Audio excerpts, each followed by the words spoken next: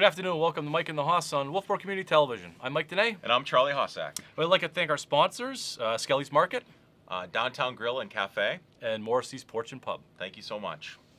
Thank you. Casual Wednesday? This is Casual Wednesday. Sweatshirt I Wednesday. see him still representing Patriots, so we'll get to them later. But We still they're can represent them. Still alive. Well, we'll always represent, but I've got my they're still alive. You got your the club hockey team club that hockey, my boys that's cool. have played for. Yeah. Yep. Nice.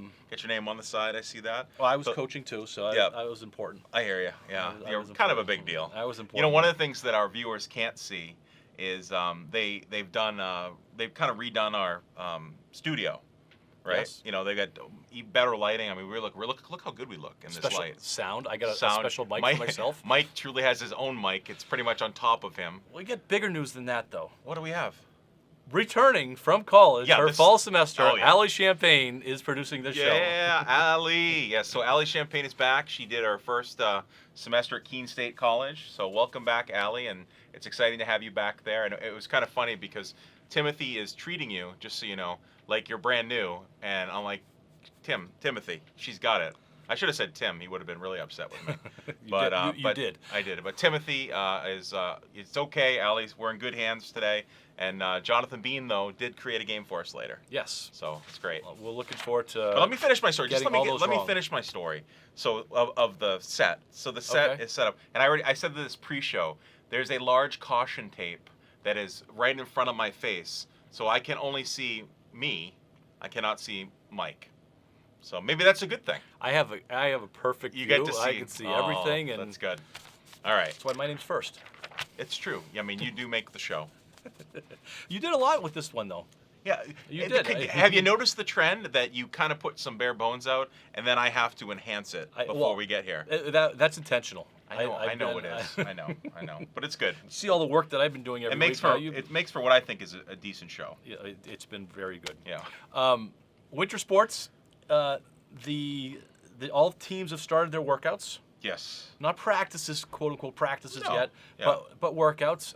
Back in the day, we used to call them like captains' workouts. We can't do that anymore. This is like when we were Yes. players. You know, the captains would go out and run it. But now, obviously, you have coaches there. But It was amazing then that on ice, because I grew up on the hockey rink. right. That the captains would go out there and be responsible for Yeah. everybody, Yeah. and coaches wouldn't be anywhere in sight. Nowhere. And for me, it would be football. And it's crazy because the captains used to like really work us. Yeah. Like I ran more sprints at captains' practices than I did when the coaches finally arrived. Don't you think then, though, that because of those captains' practices, that the captains became more of a leadership role? Absolutely. And the players really looked up to the captains and say, they're going to direct us, they're going to set the tone Yep. for us.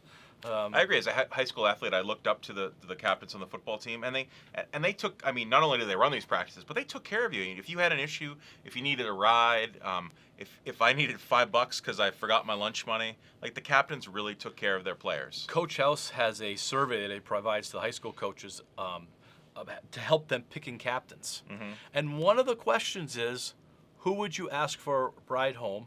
Or if your car broke down, who would you expect to call stop? or help? Who Yeah. would you expect to stop? And I think it's a great question It because that captain it's not just about being the best kid on the ice. It's No. not just about being the loudest. Right. It's about being the one that everybody looks to for help, support in every kind of situation, but also one that the coaches look to. Right. And so, captains, it's not just the best. It shouldn't be the best player anyway. Not at all. But Yeah. it's You have to have that all the person. qualities. And speaking Yeah. of captains, we're going to talk about the Bruins later. It looks like the Bruins might be looking for a new captain. I know. Yeah. Yeah. With Chara, we don't. Yeah. But that's not officially dead yet. Not officially, Yeah, but but it's- keeping in talk about captains, Chara epitomizes what a captain does. Oh, sure. He's the hardest worker Yeah. on that team. He's in the weight room first. He's in the weight room last. Yep. He is the one that, granted, he's as old as most of their dads, Right. too. So Well, yeah, that helps a little bit. That does help. Um, And for those that don't know, Chara is the captain of the Bruins, Boston Bruins. Zdeno. Yeah. Zdeno Chara. I did put a little Chara moment in here. Yeah, So we'll talk about him in a little bit. But so as far as sports, I know you're coaching.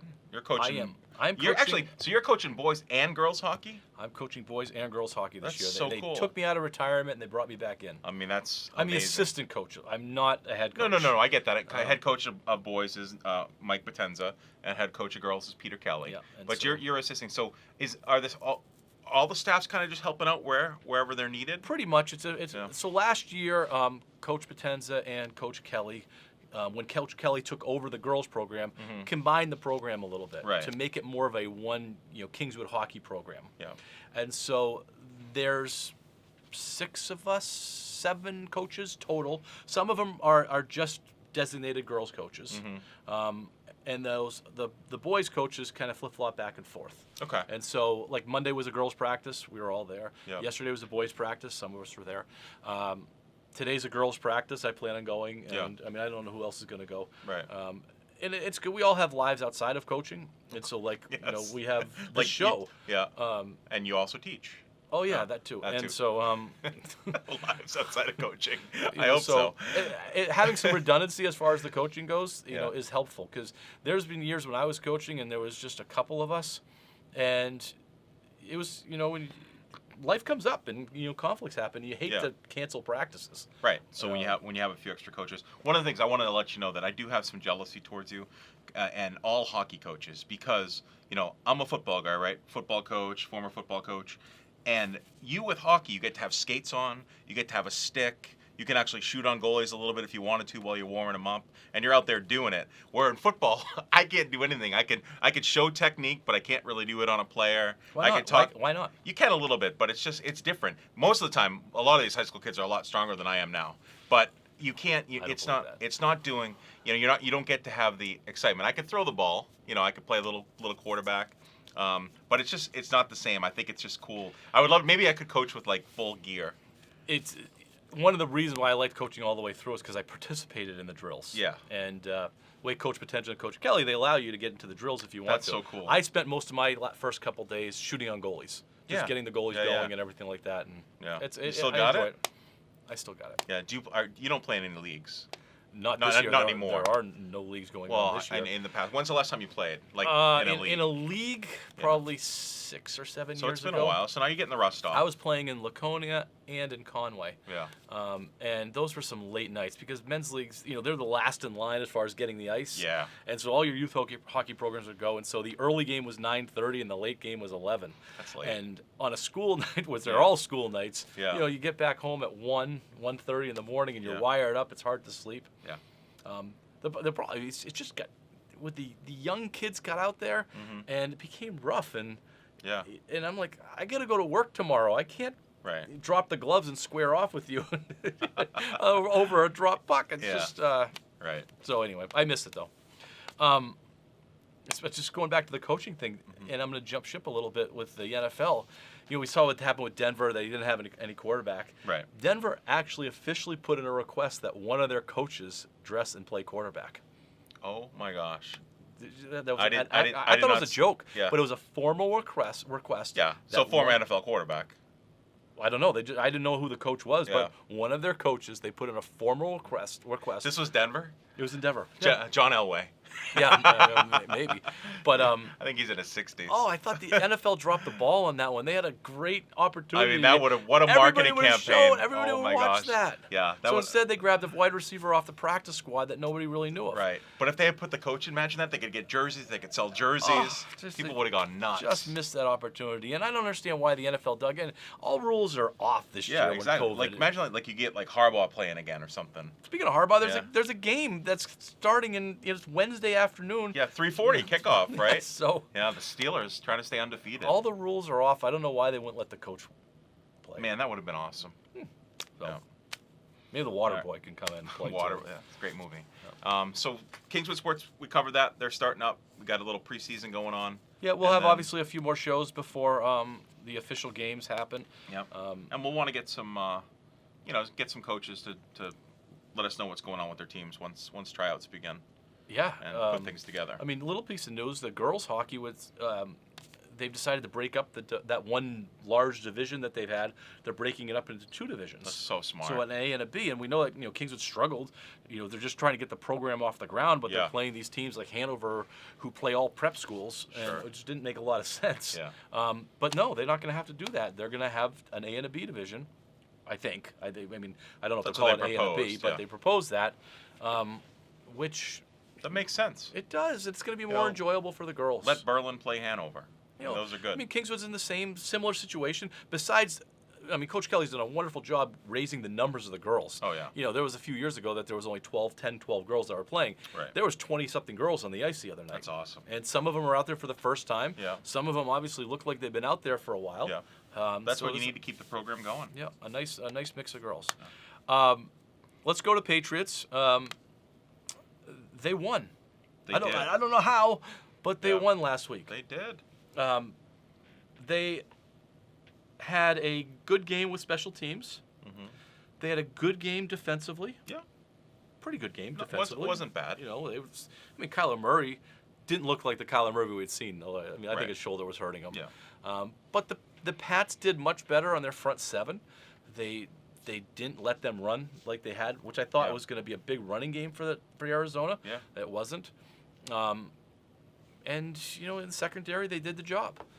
It just felt, early on, it felt obviously that Arizona was going to run away from it, but a couple stops here, a couple stops there.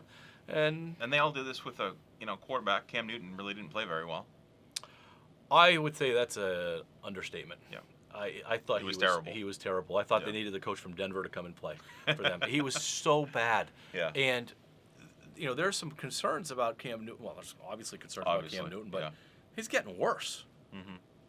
He is. And you had texted me the other day, or maybe it was this morning. Is it time for Jarrett Stidham? Could Jarrett Stidham be as bad as Cam Newton?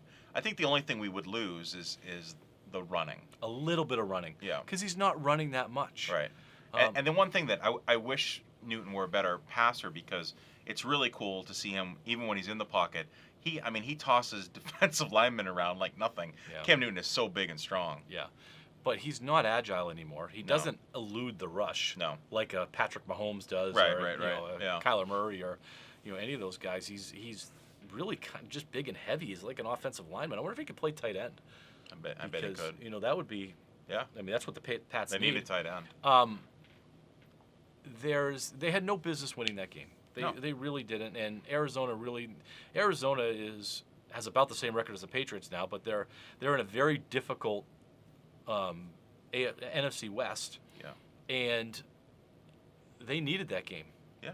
They're 6-5 now. The Cardinals, and Pats are 5-6. 5-6. So the Pats have a good shot this week. Pats have a good chance of going 500.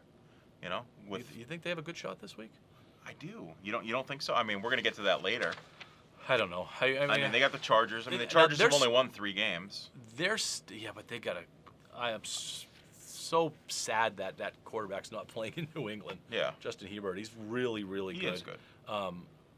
If the Pats somehow win and get to 500, but we talked about this. It doesn't matter if the team is good or if the team is bad. The Pats are going to play their way. Yeah. And it's going to come down to a kick. Arizona is considered to be a good team. They beat Seattle. They beat a few other teams. They played them to just about the same score and just about the same finish that they played the winless New York Jets. Right. They played Houston the week before, and it came down to the last play. Yeah. Basically, it came down to the last play. They had a Hail Mary. Houston had only 2 wins at the time. Right. Now, Houston's gone on to demolish Detroit last week. Yeah. They picked up a couple wins. And obviously they're playing a lot better, so that loss doesn't look quite as bad the way Houston's starting to turn it around. Right. But the Pats are going to play this way. I would almost guarantee you that their next 5 games, they have 5 games left. Yeah, 5 games left. That 3 or 4 of them are going to come down to the last possession. Oh, I agree. If not all 5 of them. Probably all 5.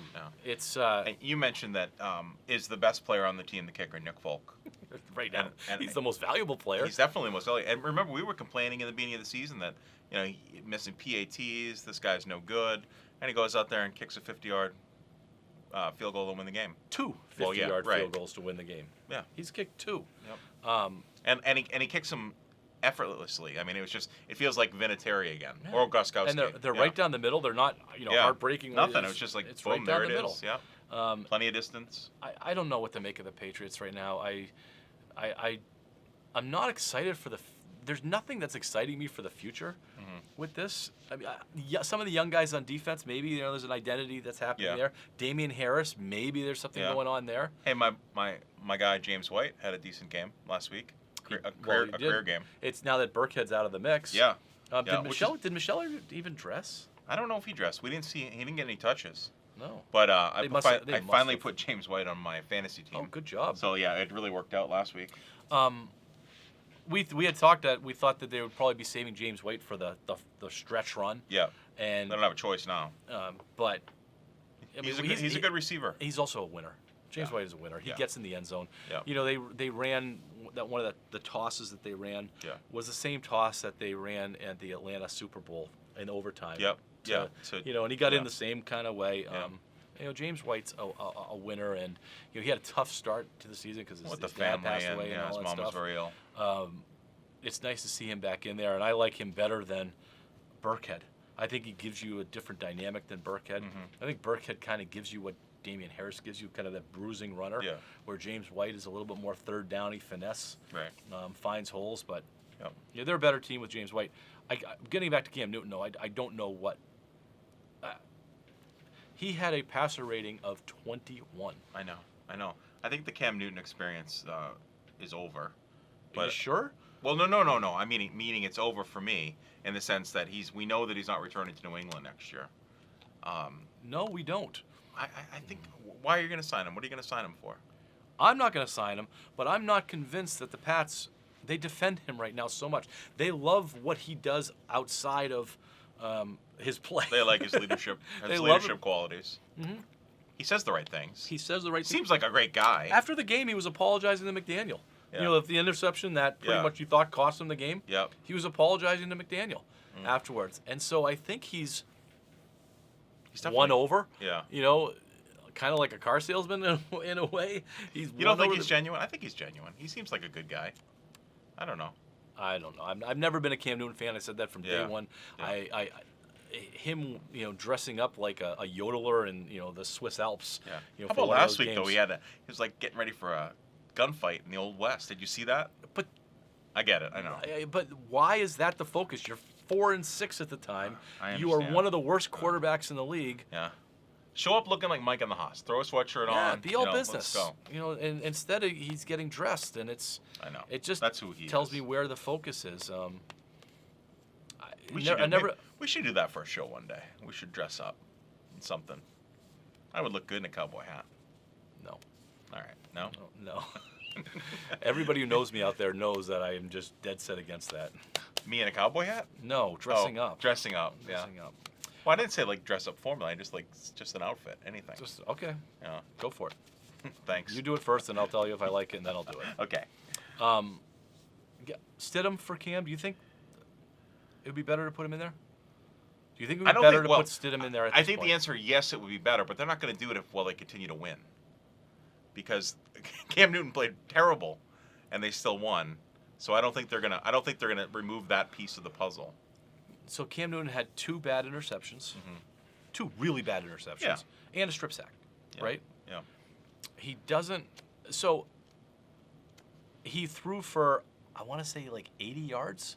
Does that make any sense? That makes sense. Yeah. 80 yards. Stidham. Was it even that much? Let me just look up. Are you telling me that the backup quarterback for New England would be worse than 2 interceptions, a strip sack, and 80 yards? Probably not. No, I just can't imagine. Did you see how these defenses are playing the Patriots right now? I know. They put everyone in the box. Arizona played 4 linemen and 4 linebackers. They played 3 DBs. I know. That's it. I'm not going to find the information. It's not that they're just putting 8 guys in the box. They're putting 8 big guys in the box. Yeah. And they're saying, you're just not going to throw the ball. We don't care. Right. It's like high school football. It really is. It's like high school ball. But again, they won. What about the highlight, though? One of the highlights, and I know it was called back, but it was nice to see Gunner out there that, called back touchdown, punt return. It was nice. He certainly gets his opportunities. I was happy to see Sidney Moncrief in there, but he's back on the practice squad. Yeah. They put him back in there. Was that a penalty on the Olszewski play? I don't think so, but they changed the rule. They did. They changed the rule, and you're not supposed to do that. I know. Which it seemed. And it seemed fine because the defender saw that he was going to be hit. So they called it a blindside hit. They did. but the defender saw who was hitting him, and it was, But they said anytime that you're blocking towards your own own zone, it's that's illegal. considered blindside. Yeah, which is crazy because it's not blind. That one wasn't blind. Now he left his feet, and he got him, and he didn't need to. All he needed to do was stand in front of him. So, and that's what they scored anyway. That's what they got in the end zone anyway. Yeah, so. they did, and that's what the expert said. He could have just stood there almost as a pick. But that's a good rule. I don't remember if you remember like high school football and stuff. You'd always have, especially on kickoffs, you'd always have the one kid on the team that would like go after, like, so you're on the kick team, right? You kick it off, and you're going to hopefully tackle the guy. But you'd always have that one kid, even on your own team, that would go after kind of the weak kid that's hanging there, and just to light him up. And it's just bad. It's just bad football. Yeah. And I know that's what they're trying to eliminate. You don't need to do stuff like that. Chase Winovich.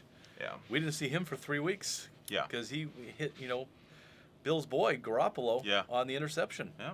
And he put him on the ground, and we didn't see him for 3 weeks because there was no purpose of it. That's because Jimmy G's coming back to New England next year.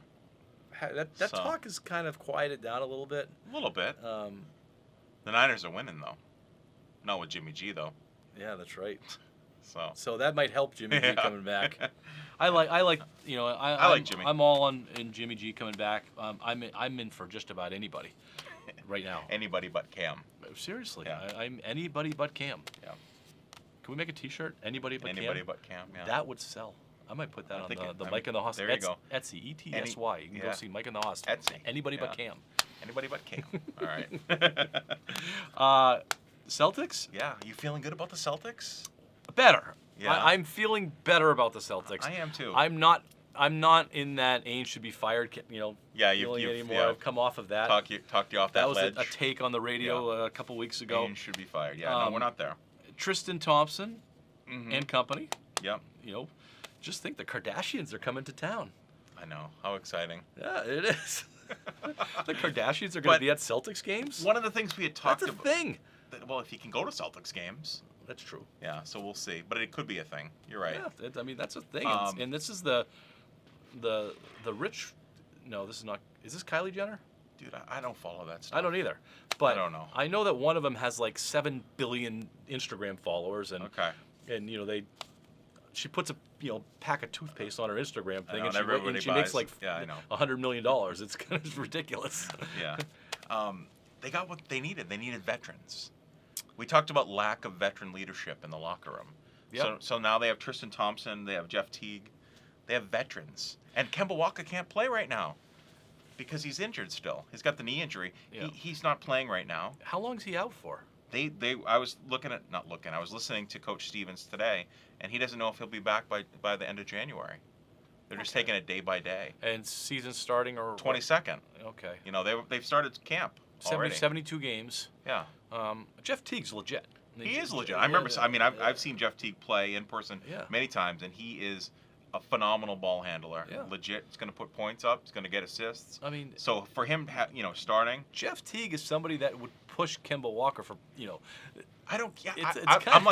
I'm feeling like if you're Coach Stevens, like Kemba Walker, we don't really. He's not moving the needle for me, Walker. So. I do believe, even though I think that Danny dropped the ball in not getting Hayward to Indiana for that trade. But this worked out. It did end up working out, and I think the Celtics are going to be better without Hayward because I think it's going to open up things. So, there's nothing worse than undefined roles on a basketball team. Right. And the Celtics, I think, had a real problem with that they did not have any defined roles. Yeah. You had Tatum, Brown, and Hayward, kind of all playing the same general positions. Yeah. And that's, that was a problem. Hayward, it's interesting now that this whole thing happened. Hayward wanted a bigger role. That's why he left. Right. It wasn't that he didn't like Boston, or he didn't like his salary. He wanted to be the guy. He wants to play. And he wants to be in the starting 5. And that was interesting. And I think it looks better for the Celtics that came out. I agree. The other thing, my fear, just so you know, and having Jeff Teague here now makes me feel better. because without Kemba Walker, your next point guard, Romeo Langford is injured. You're going to no, Wanamaker's gone. He's gone? Wanamaker's gone. Marcus Smart plays point guard. Yeah. So that my fear was that he was going to end up in the starting rotation. And he is not the ball handler, and we know that he likes to shoot threes. And I just don't, I'm not ready for that. I like him doing his thing with rebounds. I'm okay with him as a substitute point guard. That's right. Right. I'm okay with that. But I don't want him running the offense. No. So I feel better about this. Tristan Thompson is a rebounding machine. Yeah. And on both sides, offense and defense, he is going to, really change the look. Besides bringing his family here, he's really going to change the look of the Celtics. He's going to change the look of the Red Sox too. Yeah. And I agree with you. They have leadership that they were missing. Yeah. Respected leadership. Mm-hmm. He got Tatum locked up with his big contract. Yes, that's another piece. We didn't talk about that. Yeah. We were worried that they were going to leave, that he was going to leave. Mm-hmm. Now you have a legit guy that you're building around, and he's committed. Yep. And I wonder if that had something to do with the Tristan Thompson. To getting these guys here. Yeah. Because they said, okay, what's your centerpiece and who's... Right. But the fact that now they have Tatum and Brown locked up, and Smart for a couple more years, I believe. Yeah. But and the other thing that you mentioned with the Hayward thing and Ainge, I mean, this actually worked out. The Celtics ended up with $29.2 million, that they can use now to go after... They could go after a free agent if they wanted to. They can. They could. Yeah, they could go after another big. I thought that, and again, it freed up some money. We need shows just on the NBA salary cap. I know we do. Yeah. Mid-level exception. They got one of those too. So that was one of the things that they weren't sure if it was going to work out, but through the trade laws and all that stuff, the Celtics ended up with the trade laws. 29 million. The East India Trade Company came in and shipped off Gordon Hayward. But I'm excited. I'm excited about the Celtics. I always want to be excited about the Celtics, but I'm really excited now. I think now, when we get through, when is the season going to end? We got 72 games, right? I'm going to be sitting next to you, and we're going to be talking about the Patriots. My gosh, we're talking about the Celtics competing for a championship because they're getting to the finals this year. They're not done. Do you know who might be coming to Boston? For the Celtics? For the Celtics. No, tell me. Giannis. Really? Yeah, there's still talk with Giannis, and I heard the latest that the Celtics have a 50-50 shot. That's a huge on shot. Giannis. Wow. But what are they going to give up? So before you get too excited here, is that mean Brown's gone? Yeah.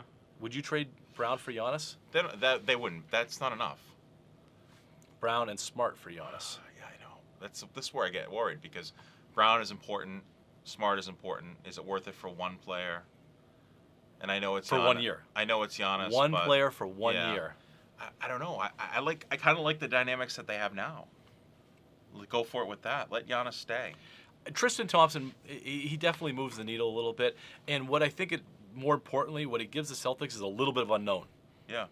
Because we knew what they were going to be, and we didn't think, what did we say, 5th or 6th place in the East? Yeah. Now, Tristan Thompson and Jeff Teague, there's some unknown there. If you get a Jeff Teague of, a year or two ago, you have a legit point guard that can play. Right. If you get Tristan Thompson of a year ago, I mean, he's one of the better big men in the league. Definitely, yeah. And so, I think all the great players he's played with are the Cavs. Yeah. I mean, yeah. I don't know. I feel good. I'm feeling good. All right. Keep me feeling good. December 22nd, it all starts. Okay. Hopefully they don't have like an 0-7 start. Oh, gosh, yeah. I don't think they will. I think they're well coached, and I think that there's. I think these moves, and it's interesting. I was dead set against 2 weeks ago. Right. But again, there's some unknown here, and there's upside. And they didn't have any upside before. Now they have some upside. No, they do. Baseball. Yeah. And I think you probably did the same thing I did. I went on to RedSox.com and just looking to see what's going on with the Red Sox. They haven't really been in the news. Right. And I'm reading on all these names that I had never heard of before. Right. I never heard of these names, and I'm like, wow, I've been that much out of the loop. And I just think people have been out of the loop with baseball.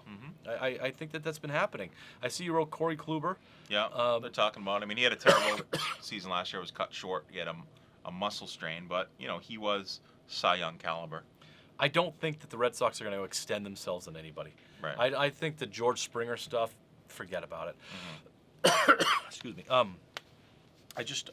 They're still in cutting payroll mode. Right. And I don't see that happening at all. Speaking of pay, they did pay Erod, so they're paying him $8.3 million for this year. But they're not sure if he's going to even be able to play. I know. I mean, he was somebody who had COVID. Yep. And had some heart inflammation from his COVID that apparently takes a long time to recover. Yeah. And he's not the most durable guy in the first place. No, soft, you would say? I would say soft. And so, I mean, are they going to be able to count on Erod? Yeah, probably not, but I think... Best case scenario, Sale comes back middle of the year. Best case. That is best case. So now you get your 1 and your 2 that are question marks at best. Evaldi. You got Evaldi. He's due for a DL stint sometime in May. He is. JD Martinez is back. It's kind of surprising. That is surprising. I just don't know. We haven't talked about Dustin Pedroia yet. So no, but you've heard the news with that. No, I haven't. It's looking like he's going to retire and he's going to have a position. Okay. He met with Alex Cora. They must have listened to you. I mean, who doesn't listen to Mike and the Hoss, really? But they had a meeting, and so I'm thinking he's going to retire, and Alex Cora has a home for him. Good. So all right. The bigger news in the baseball world, and this kind of goes with Theo must be listening to our show also. Absolutely. Because we have spent some time on the radio, especially, and that's WASR 97.1.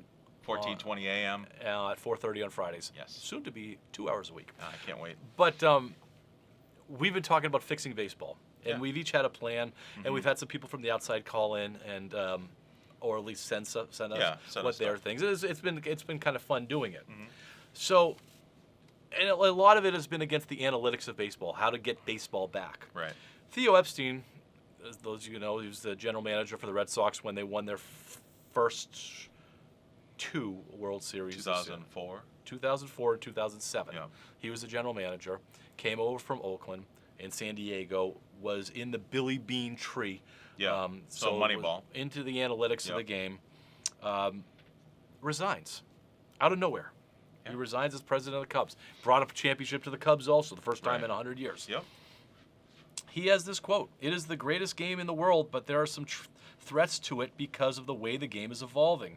And I take some responsibility for that because the executives like me, who have spent a lot of time using analytics and other measures to try to optimize individual and team performance, have unwittingly had, a negative impact on the aesthetic value of the game and the entertainment value of the game. I mean, clearly, the strikeout rate's a little bit out of control, and we need to find a way to get more action in the game. Get the ball in play more often, allow players to show their athleticism some more, and give the fans more of what they want." Right, that's what we've been saying. We've been almost, obviously not word for word, but this is a big deal. At this point, he is the most accomplished executive in the game. Right. Current executive in the game. Yeah. And he's also somebody who's like 40. Yeah. Young guy. He's not really that old, maybe 45 at this point. It's been a while. Is this going to move the needle? Is this going to get the attention of baseball and saying, our most accomplished executive who has 3 World Series under his belt, he brought a World Series to Boston after 90-something years of not having one. Yeah. He brought a World Series to Chicago after 100 years of not having one. Who believed in the analytics of the game, used the analytics to get those World Series, and basically saying, I'm ruining the sport. I take responsibility for what I've done to the sport, and I need to get out. And we got to figure this out. Right. Is it going to move the needle? I would like to think it would move the needle, but he is the most high-profile person to be saying this. We've been saying it, and other sports people have been saying it. But how do you think management feels? If you own the Red Sox, do you care what Theo Epstein says as long as you can put out a winning product? Is it all about the money now, and nobody cares anymore about the entertainment value? For ownership, it's about the money. Yeah. And I think I think he's really respected. I think he's really Oh, respected. I agree with you. Yeah. You know, I think that Theo Epstein very well could be in line for commissioner. Commissioner, absolutely. Yeah. And so now you have somebody who's in the pipeline, let's say for commissioner, that is saying the game needs to evolve in a different direction. We need to fix the game. And so I do think it's going to move the needle. And getting to the money thing, baseball is losing fans faster than they can, you know. I mean, just because of COVID, you've lost fans, so it's going to be hard to get people back in the seats when you can open it up. You and I, we do a sports talk show on television and on the radio. Yeah. We are New England baseball fans. We are baseball coaches. Yeah. And we still don't recognize 2/3 of the guys in the Red Sox system. Right. Right. I mean, so what about the layperson on the road that was a casual baseball fan? I know. They're not going to want any part of it. Baseball needs to do something. They need to do something dramatic, and I think this is a monster statement for baseball to deal with. Yep. For him to stand up and say, I have basically been part of what's ruining our game. And he didn't explain it as detail as we did, but we talked about strikeouts. You know, we talked about speed of the game. We talked about getting the ball in play. Yeah. We talked about, you know, silly things like being more, showing more athleticism by putting your stars in at the end of the game. You know, readjusting the lineup. Readjusting the lineup in the ninth. Yeah. If you strike out 3 times, you're out gone of the game. from the game. Yeah. Yeah. He's basically. Yeah. You know, I don't think it'll go that drastic, but. But he's saying there needs to be changes, and they need to happen now. Right now. Right now. And what better time than COVID time, right? Yes. Because everything, our whole world is changing. So why not change the greatest game on earth? The opportunity's there. The voices are there now. This is a big one. And I think that I was surprised that we didn't see other management in, you know, baseball people kind of echo this. I agree with you. It's going to be interesting. We didn't see anyone come out against it either. No, we didn't. There wasn't anyone that said, I can't believe Theo Epstein said this. No. So. It's real. Everybody knows it. Yeah. But everybody knows it. The problem is that winning baseball right now requires these analytics and these, you know, the strikeouts and all this kind of stuff, because there are statisticians that can prove beyond any doubt that this is a better chance of winning. Right. And you see, I mean, obviously when we go to games, professional games, they pull it out of their pocket and they're like, okay, Mike Danais up. Where does he hit the ball? They make this, you know, they move around like that, over the fence. So you said, you know, they'll make the shifts, or, you know, Danais is a pull hitter and they have the, you know, they'll bring over because you're a lefty, right? No, you're righty. What are you? You're righty. Screw that. They'll make the shift happen. And, you know, simple things like that. Get rid of the shift. Play baseball. You can get rid of the shift instantly. Yeah. I mean, that's something that you can immediately do. Yep. You can do things instantly that won't affect the game in terms of pitch clock. Yeah. You know, I mean, I know that some of the stuff that we came up with were, you know, a little wackadoodle. Some was a little crazy, but it was fun to talk about. But, I mean, how do you reduce the strikeouts? If hitting home runs increases your chances of winning compared to striking out, and striking out's okay as long as you're hitting home runs, how do you reduce the strikeouts? They're swinging for the fences. I can't think of anything that you would do unless you want to make the ballpark bigger. Yeah. So then you're reducing the home runs. You're also reducing your crowd size too, which they probably aren't going to want to do that. Totally get that. Yeah. You'd have to redesign all these stadiums. So maybe they do have to toss somebody out after striking out 3 times. Maybe. Or maybe they fine them. The green monster's going to become 200 feet. What if they fine them? What if they fine them? You get fined if you strike out 3 times. That's $5,000. Yeah. You're fine. You don't get your salary. You don't get your game check. You strike out 3 times. There you go. My gosh, we certainly would have better hitting. You would. You would have fewer strikeouts. Yeah. You'd have a lot more singles. Yeah. I got to pay the mortgage. I'm punting. All right. I would like to come back to this another time. Absolutely. I think it's going to be in the present. This jumped out at me, and I had grabbed this. I mean, it happened, I want to say a week and a half ago, but we didn't do our show last week. Right. And so I threw it on my phone. I said, I want to talk about this because I believe this does move the needle, and I have a ton of respect for Theo Epstein. I think what he's done with organizations is phenomenal. Right. So anyway, Bruins. I mean, we're winding this thing down here. Bruins are getting ready to get started. They are. There's been some changes in their lineup, and I think the biggest one right now is that there's a good chance that Zdeno Chara is not going to be in the Bruins uniform. Right. He might not be in any uniform. He may not be playing. And it seems that it's more about the Bruins than it is Chara. That Chara wants to come back, but he doesn't want. And he doesn't want the reduced role. He doesn't want a third pairing. Mm-hmm. He wants to be a top 2 pairing. Yeah. And which means a top 4 defenseman.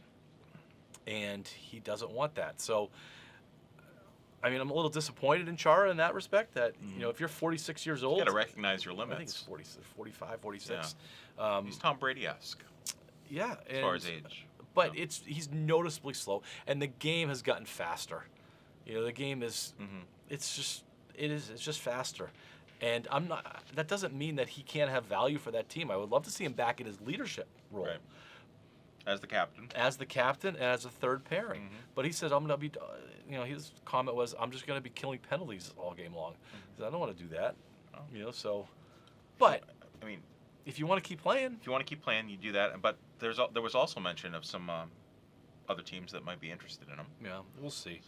I'd hate to see him leave, and if he's, I would think if he's not going to play for the Bruins, I hope he retires. Okay, who's the next captain? Well, I put down 3 names. Bergeron would be maybe one of the obvious, right? Because he's an assistant. Yep. I threw down Charlie McAvoy. Yeah. I like your 3 names. I think that could be your 3 captains right there. Well, they don't know our names yet, so it's Bergeron, McAvoy, and Marchand. Sorry. Can Marchand be one? He's the goon. He's the goon, though. So I don't know if I want him to be the captain. I mean, he's such a rat. Yeah. I love him. And I'm absolutely so happy that he's on our team. You love him because he's a Bruin, but you'd hate him on any other team. How about Krejci? Yeah. I mean, definitely could see Krejci, but because Krejci's an assistant right now. Yeah. Yeah. I didn't throw him down. I mean, I agree with you. The logical captain is Bergeron, but there has been a pattern of the Bruins not to have a short-term captain. And, Bergeron, he's been there since he was 17 years old. Yeah, he's been there for a long time, and he's in his 30s now. What about McAvoy? That's what I was thinking. I wonder if they would go towards a McAvoy or younger, and now he's your guy. You got your defense. I don't know what kind of leadership ability he has.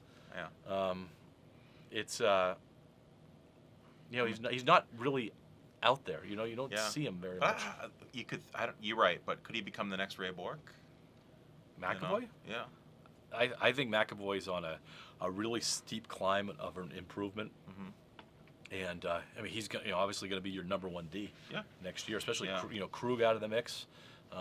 Your defensive core is going to revolve around McAvoy. Yeah. And I'm okay with that. All right. I've been doing with the kids at school. Yeah. And it's just been a sponsoring. And I was warming it up for, as we're looking for segments, especially for the radio. Yeah. And so it's going to be it's called the Or segment. And I was like, so it would be like Tom Brady or Joe Montana. Yeah. And you would say? Joe Montana. Really? No. All right, we'll do this quick. Okay. McDonald's or Burger King? Burger King. Get out. Yeah, home of the Whopper. And I don't want to do it that quick because I have a little backstory. I worked for Burger King. Absolutely adore Burger King. Great corporation to work for, by the way, when you're younger. They trained me extremely well. They gave me a great work ethic. I ended up doing everything from cooking to cleaning to finally getting to the drive-thru. That's like the pinnacle. You get to the drive-thru because you're taking orders, and then you're expediting orders. You're running the register. It's great stuff. But I like it because it's flame broiled. The Whopper, delicious. The meat, delicious. I'm a Burger King guy. Plus, you get your crown. Okay. What are you? Well, I think that's the wrong answer. And you're McDonald's? I'm McDonald's, but this actually came... Because of the French fry, that's why. No, not the Coke. The really? Coca-Cola at McDonald's. I'm not a big soda guy. Oh, the Coca-Cola at McDonald's is so good. Plus, it's $1. Any size is $1 at McDonald's. That is true. And so that's just... So, just so you know, the McDonald's, I get unsweetened iced tea. That is my favorite, and I stop at McDonald's all the time just for that. And it's $1. You can get a large. Yeah. It's good. I mean, as long as you eat the McDonald's within 10 minutes of eating it, then it's good. McDonald's fries are very good, though. If you wait, it'll it's still, it'll still be the same thing as it was. It's just going to be turned into a rock. if you wait any longer than that. Good It point. actually came up McDonald's or Wendy's because we were driving home from hockey and I asked Will, where do you want to go? McDonald's or Wendy's? And he said Wendy's. And the burgers at Wendy's are better than McDonald's, but the rest of the stuff at McDonald's. And here's the thing too. We have a mutual friend that all they do is Wendy's, and I don't get it. I don't know what the allure is to Wendy's. And even my own family prefers Wendy's, but if I had to do Wendy's versus McDonald's, I'm going McDonald's. The burger at Wendy's is better than. See, I always get chicken. I don't know. Okay. All right, we got to actually pick the pace All up. right. Or we're gonna get Timothy's gonna be mad at us. Yeah, he's gonna be. All right, NFL power rankings. We're not doing one more. We're not gonna least. Let's do one more. Pizza Hut or Domino's? All right, you can go first. Pizza Hut, pan pizza, you can't beat it. I agree. Pizza Hut all the way. Okay. All right. We're gonna put that into the show a little bit more too. All right. Let's hit some power rankings real quick. My number one team right now, it's got to be the Steelers. They're 10-0, and until they lose, they're gonna. I hate them. I hate them. I don't think they're gonna be 10. They could lose today. They're playing today. There's nobody. This is Wednesday. Yeah, but half of Baltimore's team's in COVID. I understand, so they don't know. They couldn't prep. This could be like. All right, who's your number one? Kansas City Chiefs. Okay. My number 2 is Kansas City Chiefs. My number 2 are the Steelers. And my number 3 is the Packers. My number 3 will be. I'm gonna go with the Saints. Okay. So we'll see. All right. Picks. Yeah. Browns at Titans. It's gonna be a good game. So who's gonna win? The Browns. Well, what am I supposed to? You just said it was gonna be a good game. Oh. It's gonna be a great game. So the Browns are at the Titans. Both teams are 8-3. The Browns have been playing much better, and the Browns, as we've always said, they have a loaded team. They've got a great team. So the Titans all day long. It's gonna be a blowout. Browns. So it's gonna be. Browns are not ready for. You also told me. Speaking of blowouts, by the way, you said the other day that the Bucks were gonna get blown out, and they sure didn't. Okay. You're dipping into my opening take for the radio. Oh, my bad. For that game, but all right. So let's go. I could share it right now. Yeah, please do. We can share it again on Friday. Listen, Bill is better with Tom. Tom's better with Bill. Yeah. Belichick coaches that game. If Belichick coached the Tampa Bay Buccaneers with the talent that they have, they would be the best team in the league, hands down. I agree. And if Brady was on the Patriots right now, the Patriots would have more than 5 wins. Yeah. And so I don't disagree. All right. Go ahead. Rams at Cardinals. I'm going to take the Rams. I'm going Cardinals that one. All right. Got some differences here. I like this. Good. All right. Bills at 49ers. Well, my heart is in San Francisco, and they've been playing much better.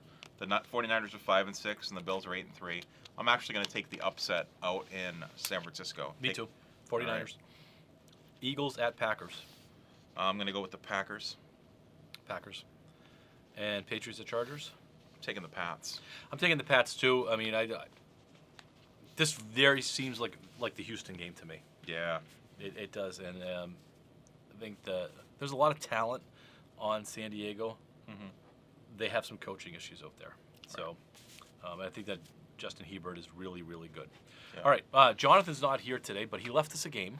He did. And we are going to be going with the top 5 wide receivers of all time. All right, top 5 of all time. And we start with the number 5th, 5. Yes. Start with the 5th. All right. Who do you want to go with? You want to go? You can start. Age before beauty. Of course. All right, I'm going to go Terrell Owens. Okay. I'm going to go with Michael Irvin. Not Irving. Who do we have? Oh, Steve Largent. Seahawk, right? Caution tape. Yeah, I can't see anything. Yeah, that's right. I won't be able to see who they are because I can't see anything. All right, number 4. You go first. I'm going to go with Michael Irvin. I'm going to go with Terrell Owens. Yeah. Boom! Mike, nice job. That's unlike us to get. It really is so unlike us. Jonathan would be so impressed with us, Allie. All right, number 3, you're up. I'm going to say Randy Moss. You know what? I'll go with Randy Moss. It'll probably be Michael Irvin. Whoa, good. Nice job. All right. I'm going to go with Irvin right here. It's got to show up sometime. It's going to be rigged. Or there'll be somebody from like the 1962 Packers. They didn't throw the ball then, though. Good point. I'm a little stuck on this one. I'm going to say... I know you're thinking Morgan Stanley. I know you're thinking that. Say that. I'm going to say Tim Brown. I go... Yeah, sorry for the 1960s. Oh, boy. Right. And number 1, I'm going to go with Jerry Rice. Jerry Rice. Nice. That was awesome. I win. You did. You finally got a win. No, I've been winning like all of them. I don't know. We need to go back and check the tape. I think I've been winning all of them. Well done, sir. All right. That's it. I want to thank our sponsors. That's it. See you later. Thank our sponsors, Downtown Grill. Skelly's Market. And Morrissey's Porch and Pub. Thank you very much. Thank you to Allie. Thank you to Allie. Welcome back, Allie. And have a great week, and we will see you next week. Go Knights. Go Knights.